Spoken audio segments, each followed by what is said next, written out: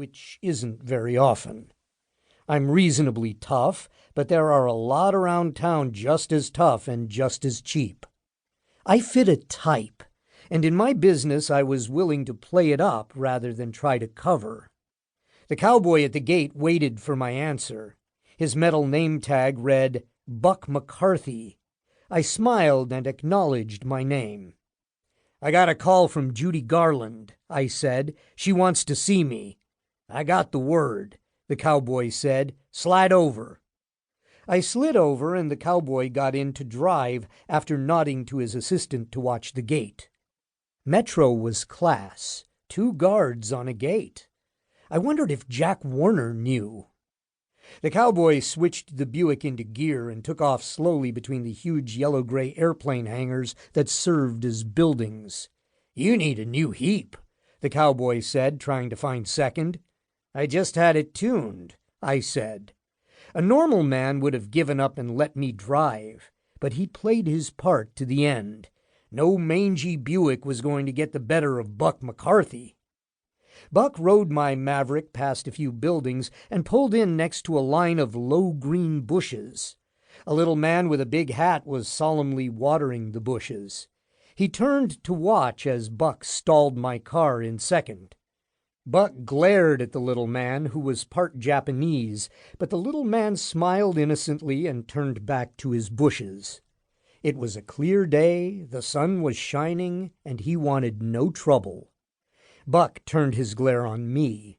I didn't want any trouble either, so I shrugged and accepted my car keys back. Buck led the way into the cool corridors of the building, but the walk was short. We stopped at a door marked Warren Hoff, Assistant Vice President for Publicity. Buck pushed the door open in front of me, and a small, dark, pretty girl with glasses from the May Company basement looked up at me. "Peters," said Buck Cowboy. The girl flicked her intercom and repeated "Peters" into it. There was the faint touch of a Mexican accent in the word. She would never get rid of that accent, but she looked determined. "Go right in, Mr. Peters," she said. The accent was certain. "See you, amigo," said Buck. I waved to him as he slowly sank through the door and into the sunrise. Hoff was advancing to meet me when I walked through his door. He was taller than I was and reasonably well built, but the build was hereditary. He didn't work at it because he didn't need his body in his work as I needed mine. He was a few years younger than I was and a dozen pounds heavier, but I could tell that I could take him. In my business, your mind works that way. It's not the most sociable way to think, but every now and then it saved a few breaks and bruises, and I can use the edge. I've had more than my share and your share of traumatized bodily functions. Hoff shook my hand.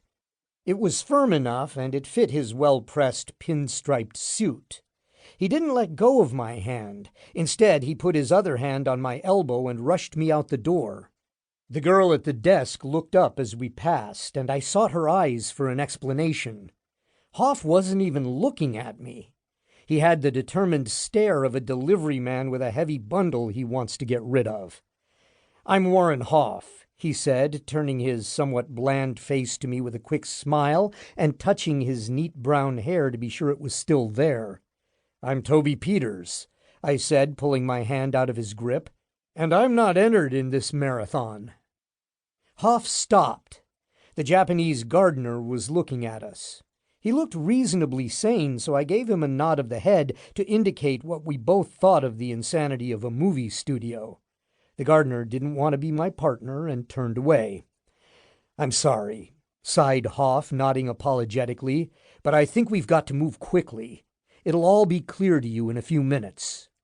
He didn't look like the White Rabbit, and I knew too much about movie studios to think Metro was really Wonderland, but I let him lead me.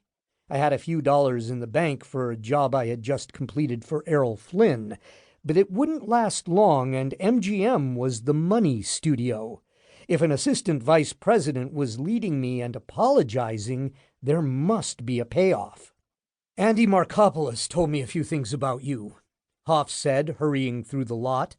Within 30 yards, he was huffing and trying to catch his breath.